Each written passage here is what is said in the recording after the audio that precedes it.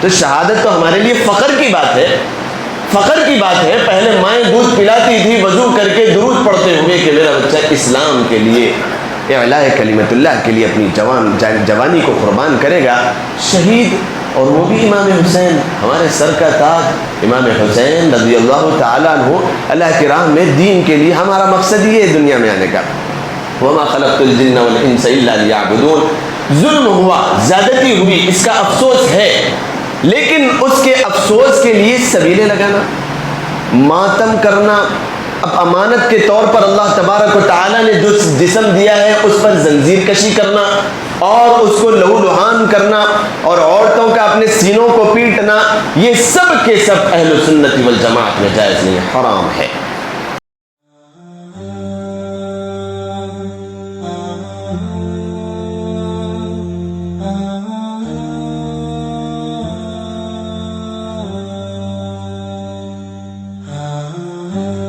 کہ صرف اور صرف حضرت امام حسین رضی اللہ تعالیٰ عنہ کی شہادت پر یہ واویلا کیوں، یہ ماتم کیوں؟ اہل بیت کوئی اور نہیں ہے؟ قرآن کریم کی آیت آپ کے سامنے آ گئی، احادیث آ گئی۔ داماد رسول علیہ الصلاۃ والسلام کیا اہل بیت میں شامل نہیں ہیں؟ کیا آپ کی بیٹیاں اہل بیت میں شامل نہیں ہیں؟ کیا وہ اس دنیا سے گئے نہیں ہیں؟ یہ فطرت ہے انسان کی، کوئی چھوٹا دنیا سے چلا جائے اس کی آنکھ میں آنسو آ جاتے ہیں، وہ غمگین ہوتا ہے۔ کوئی بڑا دنیا سے چلا جائے کسی کا، فطرت ہے انسان کی، غم ہوتا ہے، لیکن غم کا تعلق اتنا ہی جتنا اللہ کے رسول صلی اللہ علیہ وسلم نے ارشاد فرمایا، اس سے ہٹ کر اپنی طرف سے کسی مجلس کا انعقاد اس طریقے پر کرنا کہ ہم اس میں روئیں گے، چیخیں گے، چلائیں گے، اس بات کی اجازت کہاں تک شریعت میں ہے؟ اللہ کے نبی علیہ الصلوۃ والسلام نے لعنت فرمائی ہے ان لوگوں پر، ان عورتوں پر جس کے شوہر کا وصال ہو جائے اور وہ اتنی زور سے چیخ کر روئے کہ نامحرموں کو اس کی آواز سنائی دے۔ لعنت ہے اس کی اللہ پر، اللہ کی لعنت ہے، رسول کی لعنت ہے، ساری کی ساری دنیا کے لوگوں کی لعنت، فرشتوں کی، آسمان و زمین کی اس عورت پر لعنت ہے جو چیخے اور چلائے۔ ماتم کرنا یہ اہل سنت والجماعت کا طریقہ نہیں ہے، ناجائز اور حرام ہے۔ کسی گھر میں اگر کسی کی وفات ہو گئی، باپ کا وصال ہو گیا، زیادہ سے زیادہ غم منانا نہیں ہے، الفاظ پہ غور کریں اور علم کو سیکھیں، جہالت والی زندگی اپنے سے دور کریں، منانا نہیں ہے، غم کا اظہار، غم کا اظہار 3 دن تک میکزیمم، زیادہ سے زیادہ، کم سے کم تو جب کا جب ختم۔ یہ امانت ہی اللہ تبارک و تعالیٰ نے دی تھی، کسی کا شوہر بنایا، کسی کا باپ بنایا، کسی کا بیٹا بنایا، یہ اللہ نے فیصلے کیے تھے، دنیا میں پیدا اللہ نے کیا تھا، اب امانت اللہ نے لے لی ہے۔ ماتم کس چیز کا؟ واویلا کس چیز کا؟ ماتم عقلی طور پر بھی حرام اس طریقے سے ہے کہ یہ ہاتھ ہے، یا یہ میرا سینہ ہے، یا یہ میری پیٹھ ہے، یہ میری اپنی نہیں ہے، اللہ نے مجھے امانت کے طور پر دی ہے۔ اسی وجہ سے خودکشی حرام ہے کہ انسان اگر خودکشی کرتا ہے تو وہ حرام ہے، ابد الآباد ہمیشہ کے لیے اس کا ٹھکانہ جہنم ہوگا۔ کیوں؟ کیونکہ اس نے اللہ تبارک و تعالیٰ کی ملکیت میں تصرف کیا۔ یہ ہاتھ مجھے اپنے لیے دیا گیا کہ میں یہ ہاتھ سے کتنے اچھے کام کرتا ہوں، قیامت کے دن یہ ہاتھ گواہی دے گا میرے لیے۔ انسان پریشان ہوگا کہ میرا تو ہاتھ ہے میرے خلاف گواہی دے رہا ہے، ارے چپ بیٹھ جا، خاموش ہو جانا تو میں تو جہنم کا ایندھن بن جاؤں گا۔ میری آنکھ ہے جو میرے خلاف گواہی دے گی، یہ تو میری ہے، زندگی بھر پیدا ہونے سے مرنے تک میرے ساتھ لگی رہی اور میرے خلاف گواہی۔ انسان اس کو روکے گا، خاموش ہو جائے، نہیں، یہ اللہ تبارک و تعالیٰ نے امانت کے طور پر انسان کو دی ہے، وہ انسان کے خلاف اگر وہ ظلم زیادتی کر رہے ہیں تو گواہی دے گی۔ لہذا یہ جسم انسان کا، یہ انسان کا اپنا نہیں ہے۔ اپنے انداز میں کہا جاتا ہے یہ جاگیر نہیں ہے کہ وہ اپنے حساب سے جیسا چاہے تصرف کرے، اس کو ظلم و ستم کا شکار بنائے، کبھی زنجیر کشی کرے، کبھی ماتم کر کے اپنے سینے کو پیٹے۔ یہ اللہ تبارک و تعالیٰ کی جانب سے اہل سنت والجماعت کا میں مسلک واضح کر رہا ہوں، یہ اللہ تبارک و تعالیٰ کی جانب سے اور اللہ کے رسول علیہ الصلاۃ والسلام کی احادیث مبارکہ سے ہمارے مسلک میں بالکل اجازت نہیں ہے۔ کوئی کرتے ہو تو کرنے دے، ہمیں ان سے کوئی واسطہ نہیں ہے۔ اس بات کو وضاحت کے ساتھ اپنے ذہن نشین کریں کہ کسی کے مسلک اور مذہب کو چھیڑنا نہیں ہے، بلکہ اہل السنت والجماعت کا جو مذہب ہے، مسلک ہے، اس کو اپنے ذہن نشین کر لیں۔ کن اعمال کو کرنا ہے اور کن کو نہیں کرنا ہے اس کی فہرست میں سنا دیتا ہوں تاکہ اس کے اوپر عمل کرنا آسان ہو۔ سب سے پہلی چیز ماتم۔ ماتم سے پہلے آ جاتا ہے محرم کو غم کا مہینہ سمجھنا، جائز نہیں ہے، مناسب نہیں ہے۔ محرم کی فضیلت محرم الحرام، آپ دوسرے ناموں کے مہینوں کے نام سن لیں، رجب المرجب، اس کی ایک الگ اہمیت فضیلت، رمضان المبارک، رمضان المبارک، سفر المظفر، آئندہ مہینہ آئے گا، سفر المظفر ہے، لوگوں کی عقلوں پہ پردہ پڑ گیا، اس کو کہتے ہیں مصیبتوں کا مہینہ، آسمان سے مصیبت نازل ہوتی ہے، انسان کے کالے کرتوتوں کی وجہ سے مصیبت اس کی زندگی میں آتی ہے، نہ کہ کسی مہینے، کسی وقت اور کسی گھنٹے کی وجہ سے آتی ہے۔ یہ اللہ تبارک و تعالیٰ کے بنائے ہوئے مہینے ہیں، اللہ نے کسی کو کسی کے اوپر فضیلت دی ہے۔ انسان کے عقل و شعور میں اس بات کا آنا کہ یہ مہینہ منحوس ہے، یا یہ مہینہ غم کا ہے، یا یہ مہینہ مصیبتوں کا ہے، یہ اس کی عقل کا فطور ہے، یہ اس کی عقل کا تو جو ہے نا عقل پہ پردہ ہو سکتا ہے، اللہ تبارک و تعالیٰ کی جانب سے کوئی ایسا مہینہ نہیں ہے۔ لہذا محرم الحرام، یہ اللہ تبارک و تعالیٰ نے اس مہینے کو حرام قرار دیا، حرام، مقدس، باحرمت، ہم کہتے ہیں بیت اللہ، یہ بیت اللہ کیا ہے؟ بیت الحرام، مقدس گھر، اسی سے محرم الحرام، مقدس مہینہ۔ یہ نحوست والا مہینہ نہیں ہے، اس میں شادی بیاہ نہیں ہوتی ہے، شادی بیاہ کا نہ کرنا اور یوں سوچنا کہ اس میں شادی بیاہ کے کرنے سے وہ جوڑا پنپتا نہیں ہے، یہ منحوس مہینہ ہے، ایسا نہیں ہے، یہ ناجائز ہے، ایسا سوچنا حرام ہے، یہ ایسا سوچنا بدعقیدگی ہے، ایسا سوچنا بدعات اور رسومات ہے، ایسی کوئی چیز نہیں ہے۔ اللہ کے نبی علیہ الصلوۃ والسلام کی زندگی سے ہم 4 واقعات لے لیں۔ محرم الحرام کے مہینے میں جو نکاح ہوئے، آپ صلی اللہ علیہ وسلم کے 2 نکاح محرم الحرام میں ہوئے۔ سب سے پہلا آپ کی زندگی کا نکاح ہو رہا ہے حضرت خدیجہ الکبریٰ رضی اللہ تعالی عنہا سے، امی جان حضرت خدیجہ الکبریٰ رضی اللہ تعالی عنہا سے آپ کا نکاح ہو رہا ہے۔ تاریخ خمیس میں یہ بات واضح طور پر لکھی ہوئی ہے، 10 محرم، 10 محرم کو آپ کا پہلا نکاح ہوا، 25 سال کی عمر، آپ علیہ الصلوۃ 40 سال کی عمر حضرت خدیجہ الکبریٰ، نکاح ہو رہا ہے 10 محرم الحرام۔ آپ مجھے بتائیں کہ اگر یہ مہینہ منحوس ہوتا، اگر یہ مہینہ نکاح کے نہ کرنے کا ہوتا تو اللہ کے نبی علیہ الصلوۃ والسلام کیسے کرتے؟ بعض لوگ کہتے ہیں کہ اشکال تو آ سکتا ہے، جب ایک بات ذہن میں بیٹھ گئی ہے لوگوں کے عمل کی وجہ سے، قرآن اور حدیث کی وجہ سے نہیں، تو اشکال ہو سکتا ہے۔ اللہ کے نبی علیہ الصلوۃ والسلام کا جو پہلا نکاح ہوا وہ بعثت سے پہلے ہوا، بعثت 40 سال کی عمر میں ہوئی، نبوت کا اعلان 40 سال کی عمر میں ہوا، 25 سال کی عمر میں نکاح ہوا، تو بعثت سے پہلے، نبوت سے پہلے، قرآن کریم کے اترنے سے پہلے نکاح ہوا تو وہ ہوا ہوگا۔ نبوت کے بعد یہ چیز حرام ہے، کوئی پیش کر سکتا ہے، کوئی پیش کر سکتا ہے، اس کا جواب سنیں۔ اللہ کے نبی علیہ الصلوۃ والسلام معصوم ہے۔ انبیاء کرام علیہ الصلوۃ والسلام کے لیے ہمارے دل میں یہ عقیدہ ہے کہ وہ آپ نبوت سے پہلے، نبوت کے بعد، پیدا ہونے کے بعد سے آپ کے اس دنیا سے رحلت فرما جانے تک کے لیے ایک نبی معصوم ہوتا ہے۔ نبوت سے پہلے بھی اس سے ایسا کوئی کام سرزد نہیں ہوتا اور نبوت کے بعد بھی نہیں ہوتا۔ اللہ کے نبی علیہ الصلوۃ والسلام کا دوسرا نکاح، پہلے نکاح کے لیے تو سوال بھی کر سکتے تھے، دوسرا نکاح سن 3 ہجری، سن 3 ہجری نہیں، سن 7 ہجری، ذہن میں رکھیں تاریخ بھی، سن 7 ہجری غزوہ خیبر، اللہ کے نبی علیہ الصلوۃ والسلام کی زندگی میں تیسرے سے چوتھا غزوہ ہو رہا ہے خیبر میں۔ خیبر کے جو قلعے کا سب سے بڑا یہودی تھا، ان کی بیٹی حضرت صفیہ حیی بن اخطب رضی اللہ تعالی عنہا، آپ کا نکاح ہو رہا ہے سن 7 ہجری محرم الحرام 3 تاریخ کو۔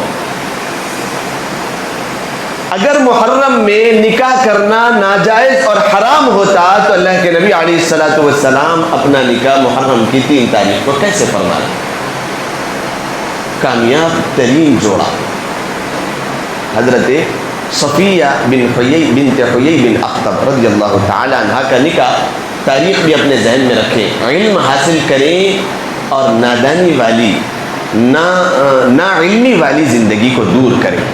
ایسے رسم و رواج کی طرف آنکھ اٹھا کر بھی نہ دیکھیں، لعنت بھیجیں ان کی طرف۔ میں ابھی آگے بیان کروں گا، 10 منٹ اوپر ہوں گے لیکن میں بیان کروں گا انشاءاللہ۔ محرم الحرام کے مہینے میں اللہ کے نبی علیہ الصلوۃ والسلام نے 2 اور مقدس ترین نکاح فرمائے۔ پہلا نکاح حضرت ام کلثوم رضی اللہ تعالی عنہ کا نکاح حضرت عثمان غنی رضی اللہ تعالی عنہ سے 2 تاریخ اختلاف ہے۔ ایک ہے 3 رجب المرجب، دوسری حدیث میں ہے اور اس میں اختلاف میں دوسری روایت یہ ہے کہ 4 محرم الحرام کو آپ علیہ الصلوۃ والسلام نے اپنی بیٹی ام کلثوم رضی اللہ تعالی عنہ کا نکاح حضرت عثمان غنی رضی اللہ تعالی عنہ سے محرم الحرام کے مہینے میں آپ نے فرمایا۔ اب دنیا کا سب سے اور بڑھ کے مقدس ترین نکاح حضرت علی کرم اللہ وجہ رضی اللہ تعالی عنہ کا نکاح، اس میں بھی 2 روایت ہے، اختلاف ہے۔ پہلی روایت ہے کہ رجب المرجب میں، دوسری روایت ہے محرم الحرام کے 3 تاریخ کو آپ علیہ الصلوۃ والسلام نے حضرت فاطمہ الزہرا اور حضرت علی کرم اللہ وجہ کا نکاح محرم الحرام میں کیا۔ آپ نے اس سے بہترین جوڑا کوئی لے کر آئے، پرکھنے کے لیے ایسی اولاد کوئی لے کر آئے۔ اولاد آ رہی ہے، جنت کے نوجوانوں کی سردار، محرم میں نکاح ہوا، جوڑا بن رہا ہے۔ ایک تو سیدۃ النساء اہل الجنہ، جنت کی عورتوں کی سردار حضرت فاطمہ الزہرا رضی اللہ تعالی عنہ، حضرت علی کرم اللہ وجہ علی رضی اللہ تعالی عنہ، آپ کا محل جنت میں میرے محل کے سامنے۔ یہ فضیلت حاصل کرنے والوں کا نکاح ہو رہا ہے محرم الحرام کے مہینے میں۔ ضروری نہیں ہے کہ آپ محرم میں نکاح کریں، کوئی تاریخ اور کسی وجہ سے، کوئی مشکل کی وجہ سے اگر تاریخ نہیں ٹھہر رہی ہو محرم میں، کوئی اور وجہ سے نہ ٹھہرائیں، ورنہ اس رسم اور اس رواج کو توڑنے کے لیے آئندہ کوئی نکاح کرنا ہو تو محرم الحرام کے مہینے میں کریں، اس کی برکتیں الگ ہے۔ کہیں پر اگر کچھ سنتیں ختم ہو جاتی ہے اور اس کو ہمت کے ساتھ، شوق کے ساتھ، جذبے کے ساتھ کوئی انسان اگر اس کو زندہ کرتا ہے تو اس کے لیے 100 سرخ اونٹ اللہ کی راہ میں قربان کرنے کا ثواب۔ اس وجہ سے محرم الحرام میں اپنے بچوں کا، اپنی بچیوں کا، اور اگر خود بچے کا نکاح ہو رہا ہے تو وہ اس بات کو رکھیں اپنے گھر میں کہ محرم میں مجھے نکاح کرنا ہے، محرم میں، تاکہ یہ رسم و رواج ختم ہو اور سنتوں کے اوپر عمل ہو۔ دوسری بات، محرم الحرام کی بدعات اور رسم و رواج میں شربتوں کی سبیلیں لگائی جاتی ہے، دودھ کا، پانی کا اور نہ جانے کن کن چیزوں کا۔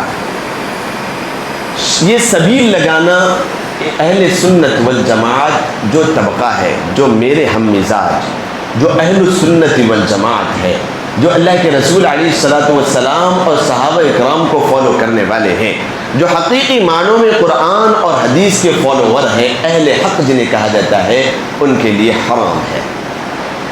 عقیدہ اس کے پیچھے اتنا بدترین ہے، اگر آپ سن لیں گے مشکل ہو جائے۔ کوئی پوچھے گا میں اس کو بتاؤں گا، نہ پوچھنے کے بجائے، نہ پوچھیں گے تو میں وہ چیز نہیں بتاؤں گا، بلکہ ایسی چیز بتاؤں گا جو ہمیں کرنا ہے اور جو ہمیں نہیں کرنا ہے۔ سبیل نہیں لگانا۔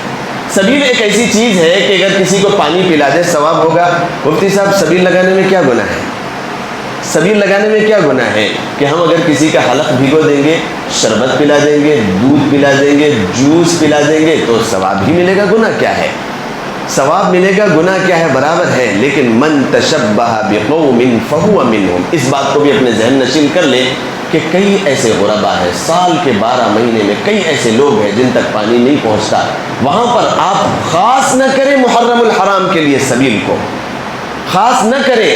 حضرت امام حسین رضی اللہ تعالیٰ عنہ تو روزہ رکھ کر اپنے نانا جان کے دین کی افشا کرنے کے لیے، اپنے نانا جان کے دین کو دنیا میں پھیلانے کے لیے اور اس کی بقا کو اس شان و شوکت کے ساتھ باقی رکھنے کے لیے آپ نے غیر لوگوں کے ہاتھ پر ہاتھ نہیں دیا، بلکہ سر کٹا سکتے ہیں لیکن سر جھکا سکتے نہیں، اس کی پریکٹیکل آپ نے تصویر بنائی۔ اور لوگ ہیں کہ سبیل لگا کر نہ روزہ رکھتے ہیں، نہ نماز پڑھتے ہیں، اور نہ ہی جو ہے نا کوئی اللہ کے نبی علیہ الصلوۃ والسلام کے عمل پیرا ہے، نہ سنتوں کا کوئی لحاظ ہے۔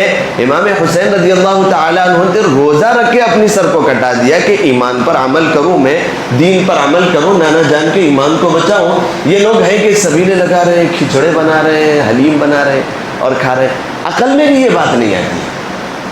تو یہ چیز نہ تو ہمیں کرنا ہے اور نہ ہی کرنے والوں کا ساتھ دینا ہے۔ اور اس بات کو آپ سن لیں، فتویٰ اسی بات پر ہے، اہل سنت والجماعت کا اپنے ذہن نشین کر لیں کہ ان سبیلوں سے ان خاص دنوں میں شربت اور پانی پینا بھی جائز نہیں ہے۔ ساتھ ہوتا ہے، سپورٹ ہوتا ہے، تعاون ہوتا ہے، لا تعاونوا علی الاثم والعدوان، قرآن کریم کی آیت، لا تعاونوا، تعاون نہیں کرنا ہے اسم گناہ کے ساتھ، والعدوان اور دشمنی میں کبھی کسی کا ساتھ نہیں دینا ہے۔ لا تعاونوا علی الاثم والعدوان، سبیلے لگانا مناسب نہیں ہے۔ حضرت امام حسین پیاس کی وجہ سے دنیا سے گئے، عقل تو دیکھو، وہ شہید ہو گئے۔ لا تقولوا لمن يقتل في سبيل الله اموات بل احياء ولكن لا تشعرون۔ امام حسین رضی اللہ تعالیٰ عنہ اس دنیا سے تشریف لے گئے، ان کے لیے قرآن کریم فرما رہا ہے کہ تم اللہ کی راہ میں قربان ہونے والے، شہید ہونے والوں کو مردار مت کہو، مردہ مت کہو، بل احیاء، بلکہ وہ زندہ ہیں۔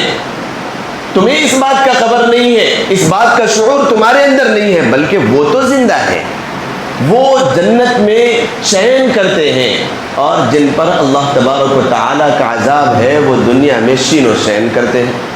وہ چیخ رہے ہیں، پکار رہے ہیں، ہم نہ تھے اور تم نہ تھے اور کون نہ تھے، کیا نہ۔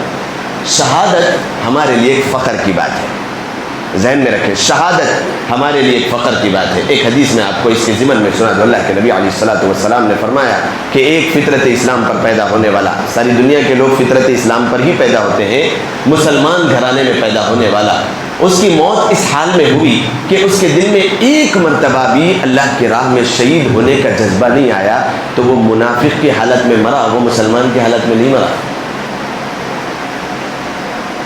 کیا خیال ہے آپ کا اس بات پہ کہ ایک مسلمان شخص پیدا بھی ہوا، نیک اعمال بھی کر رہا ہے، لیکن اللہ کی راہ میں فی سبیل اللہ شہید ہونے کا اگر اس کا مزاج ایک مرتبہ بھی نہیں بنا کہ میں اللہ کی راہ میں نکلوں گا اعلاء کلمت اللہ کے لیے اور میں شہید ہوں گا، یہ اگر جذبہ اس کا نہیں بنا زندگی میں ایک مرتبہ بھی، اور وہ اس دنیا سے چلا گیا، نفاق منافق کی حالت میں وہ اس دنیا سے گیا، وہ مومن کی حالت میں نہیں گیا۔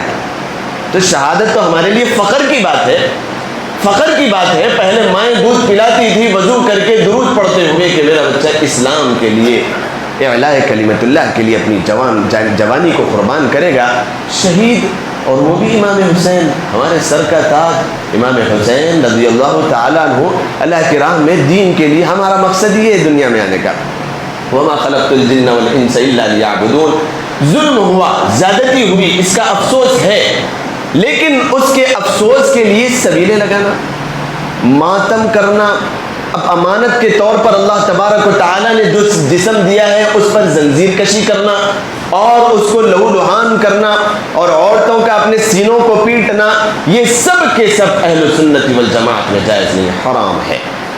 نہ سبیل لگانا ہے، نہ ماتم کرنا ہے، نہ سبیل کا پانی اور جوس پینا ہے، اور نہ ہی ماتم کی محفلوں میں شرک کرنا ہے، شریک ہونا ہے۔ تیسری چیز، ذوالجناح گھوڑے کو نکال رہے ہیں، کچھ جھنڈوں کو لے کے لوگ میدان میں آ رہے ہیں، اور اس کے نیچے سے عورتیں گزر رہی ہیں، اس کے نیچے سے بچیوں کو گزارا جا رہا ہے، اور اس کے نیچے سے بچوں کو گزارا جا رہا ہے، وہاں اندر پردے کے اندر ٹھہر کر منتیں مانگ رہی ہیں، ناجائز، حرام، اللہ کی ذات کو چھوڑ کر یہ کیا کر رہے ہیں؟ عقلوں پہ پردہ پڑ گیا ہے۔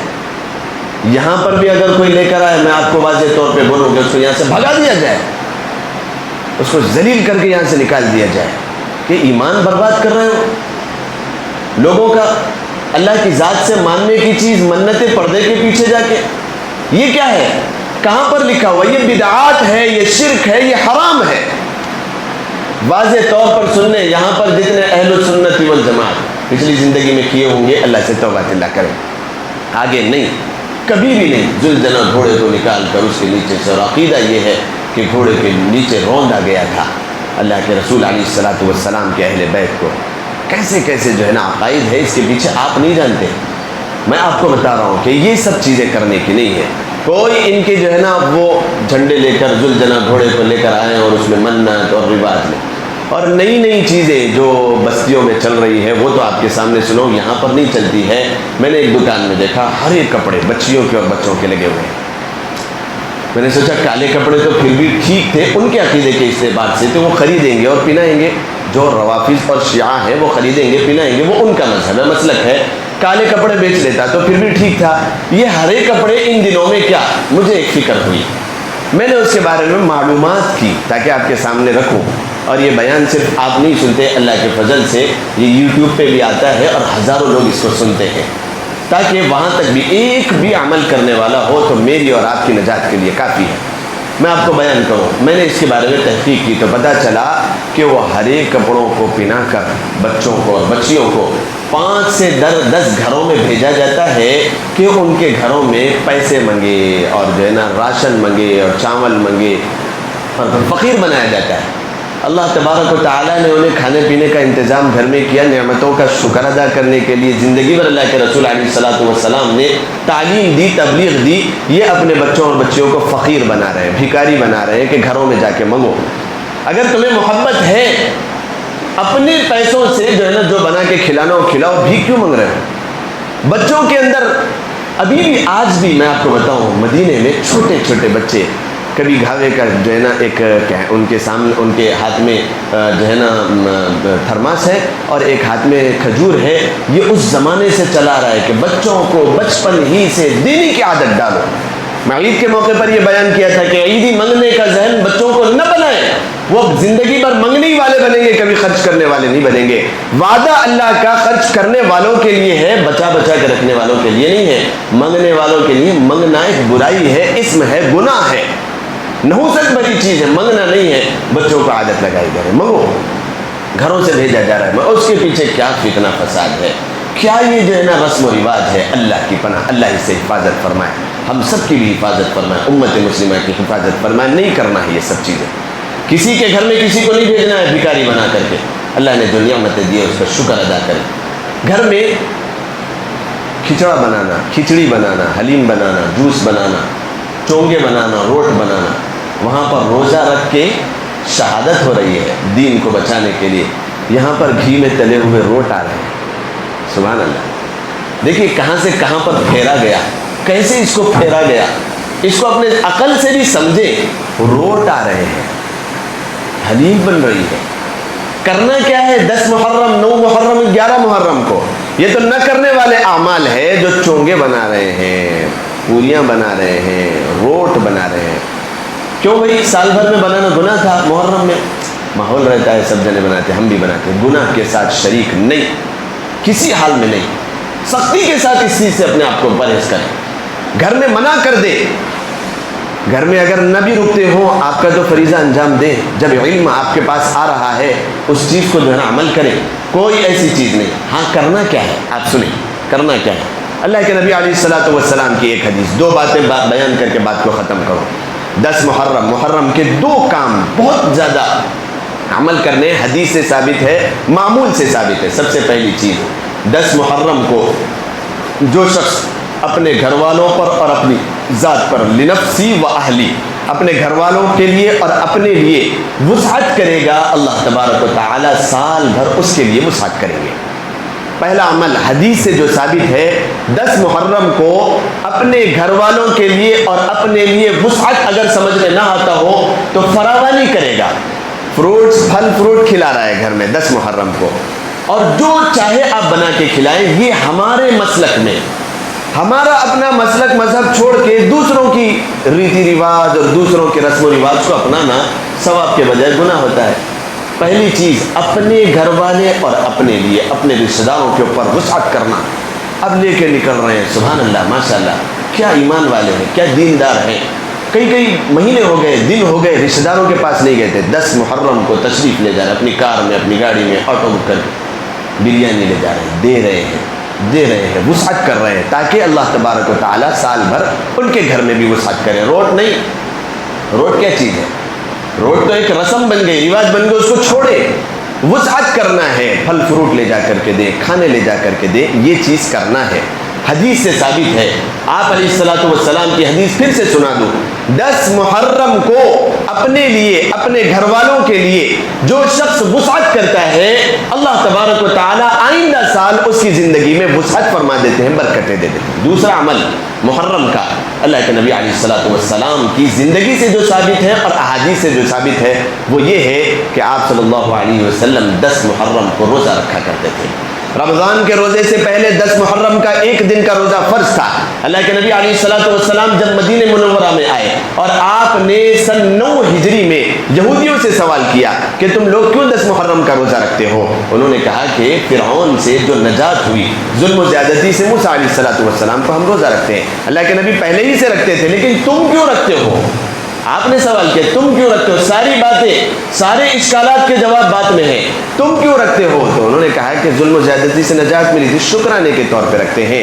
تو اللہ کے نبی نے فرمایا تم اس کے زیادہ حقدار نہیں, ہم ہیں, کیونکہ ان کی تعلیمات پہ عمل کرنے والے, ان کو نبی بننا سمجھنے والے ہم ہیں. تم نے تو ان کی تعلیمات کو بھی ٹھکرا دیا, تم ان کے زیادہ حقدار نہیں ہیں. اللہ کے نبی نے فرمایا میں اگر زندہ رہوں گا آئندہ سال تو میں یہود کی خلاف ورزی میں یا تو 9 کے روزے کو 10 کے ساتھ ملاؤں گا, یا 10 کے روزے کو 11 کے ساتھ ملاؤں گا.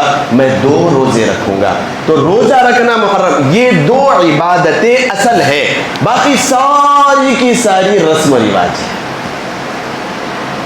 سمجھ لیں, باقی ساری کی ساری رسم و رواج ہے. کالے کپڑے پہننا, یہ 2 اعمال تو کرنے کی نیت کر لیں. تیسری چیز کالے کپڑے پہننا ان دنوں میں, غم کا مہینہ سمجھ کے, ناجائز حرام, کوئی مہینہ غم کا نہیں ہوتا. امام حسین رضی اللہ تعالیٰ عنہ کی شہادت اگر اس مہینے میں ہوئی ہے, اس مہینے کی افضلیت, اس کی حرمت کو اگر وہ بڑھاتی ہے, بات صحیح ہے. لیکن فرسٹ محرم, پہلی محرم کو حضرت عمر فاروق رضی اللہ تعالیٰ عنہ کی بھی تو شہادت ہوئی تھی, اس کا کوئی تذکرہ نہیں ہے, منانا ہے ہی نہیں. غم کا مہینہ اور محفلیں جم رہی ہے, سج رہی ہے, مجلس عزا منعقد ہو رہی ہے, اس میں رو رہے ہیں, چیخ رہے ہیں, چلا رہے ہیں. ہمارے لیے جانا جائز نہیں, حرام ہے, مناسب نہیں ہے. جو کرتے ہو وہ کرنے دے, ان کا مسئلہ ہے. ہمارے لیے جانا حرام ہے. کالے کپڑے ان دنوں میں تو خاص طور پہ نہ پہنے, واضح طور پر سنیں, علاوہ ازیں دنوں میں پہن لیں. ان 10 دنوں میں یا اس مہینے میں کالے کپڑوں کو 3 طلاق دے دیں. کالے کپڑے نہیں پہننا. کیوں؟ مشابہت ہوتی ہے. اللہ تو ہمیشہ ہے, ہمیں 3 وقت نماز پڑھنا مکروہ ہے, کیوں؟ اللہ کے لیے ہم کر رہے ہیں. نہیں, مکروہ جب کہہ دیا گیا, کیوں؟ مشابہت ہوتی ہے, اس وجہ سے کہ سورج کی پوجا کرنے والوں کے ساتھ مشابہت ہو جائے گی, نہ کریں. تو عبادت میں بھی مشابہت اگر جائز نہیں ہے تو یہ رسم و رواج میں ہمارے لیے کیسے جائز اور روا ہو سکتی ہے؟ کالے کپڑے نہ پہنیں, کالے کپڑوں کو دور کر دیں اپنی اس مہینے میں تو خاص طور پہ. اور 2-3 باتیں یاد رہی, انشاءاللہ آئندہ ہفتے آپ کے سامنے ان باتوں کو اور وضاحت کے ساتھ بیان کیا جائے گا. اللہ تبارک و تعالی ہم سب کو عمل کرنے کی توفیق مرحمت فرمائے. ایک بات اور یاد آ رہی ہے, میں اب بیان کر دوں آپ کے سامنے, وقت حالانکہ بہت اوپر ہو چکا ہے. محرم الحرام میں ہی خاص طور پہ قبرستان کو جانا. اللہ کے نبی علیہ الصلوۃ والسلام نے فرمایا کہ قبرستان کو جاؤ, آخرت کی فکر ہوتی ہے, آخرت کی تیاری انسان کرتا ہے. لیکن محرم میں جانا ایک رسم اور رواج بن گیا ہے. وہاں کی صفائی ہو رہی ہے, قبروں کی صفائی ہو رہی ہے, درختوں کو کاٹا جا رہا ہے, چننا پانی کیا جا رہا ہے. رسم و رواج, اور ایک دوسرے کو کہہ بھی رہے ہیں, کسی کے باپ کا انتقال ہو گیا, اس کی خبر ہے. محرم کے مہینے میں اگر وہ نہیں آیا تو پرسان حال کوئی نہیں ہے. یہ سب ایمان سے, اسلام سے, شریعت سے ہٹ کے چیزیں ہیں. اللہ کے نبی علیہ الصلوۃ والسلام کے سامنے 2 خبریں تھیں. ایک دونوں قبروں میں لوگوں کو عذاب ہو رہا تھا، ایک غیبت کرنے والا تھا اور ایک کو پیشاب کے چھینٹوں سے نہ بچنے والا، اس کو قبر کا عذاب ہو رہا تھا۔ آپ علیہ الصلوۃ والسلام نے ایک ہری ٹہنی منگائی، اس کو توڑ کر دو قبروں میں اس کو دیا اور نیک فال لیا کہ یہ جو ہری ٹہنیاں ہیں یہ ہمیشہ اللہ کا ذکر کرتی رہتی ہیں، تو اس ٹہنیوں کی وجہ سے، ان کے اللہ کے ذکر کی وجہ سے ان کے قبر کا عذاب کم ہو جائے گا۔ اللہ تبارک و تعالیٰ نے تخفیف کر دی۔ تو وہاں پر اگر قدرتی طور پہ جھاڑ اگ رہے ہیں جو ہمارے لیے روکنے کا سبب بن رہی ہے، آڑ بن رہی ہے، ان کو کاٹیں، ورنہ اگر ہریالی بڑھ رہے ہیں تو اس کو کاٹنے کی اجازت بھی نہیں، وہ کیا تکلیف دے رہے ہیں؟